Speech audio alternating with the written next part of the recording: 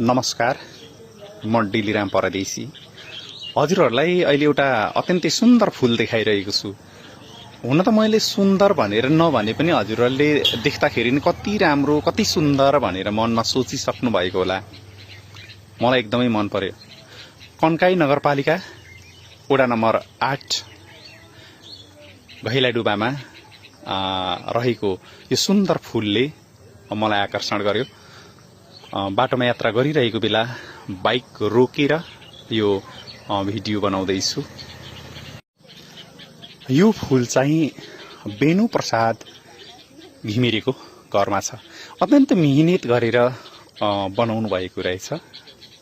काटेर चट्ट छाँटकाँट गरेर मिलाउनु भएको, अनि पातहरू खासै देखिँदैन, सबै फूल नै फूल देखिन्छ। छाताको आकार कति सुन्दर।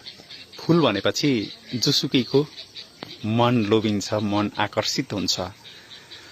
साँच्चै नै आकर्षित नहोस् पनि कसरी यति सुन्दर फूल देख्दा मेरो पनि मन आकर्षित भयो। त्यसैले मैले चाहिँ हजुरहरूलाई यो भिडियो मार्फत, कम्तीमा हजुरहरू यहाँ आइ नपुग्नु भएको भए पनि भिडियो मार्फत हेरेर पनि आनन्दित बन्नुहुनेछ भनेर यो भिडियो मार्फत हजुरहरूलाई म देखाइरहेको छु यो सुन्दर सितारा फूल। र हजुरहरू पनि हेर्नुहोस् र आहा भन्नुहोस्, आनन्दित बन्नुहोस्। अत्यन्तै सुन्दर फूल रहेको छ। जुनसुकै कुरा पनि मिहिनेत गर्दाखेरि एकदमै सुन्दर हुन्छ भन्ने कुराको पुष्टि गरेको छ यो फूलले। यस्तो फूल तपाईँ हाम्रो घरमा पनि छ, तर हामीले यो ढङ्गले विकास गरेका छैनौँ फूलको। त्यसलाई त्यत्तिकै छोडेका छौँ, छाँटकाँट गरेका छैनौँ। छाँटकाँट गर्दा यति सुन्दर हुने रहेछ।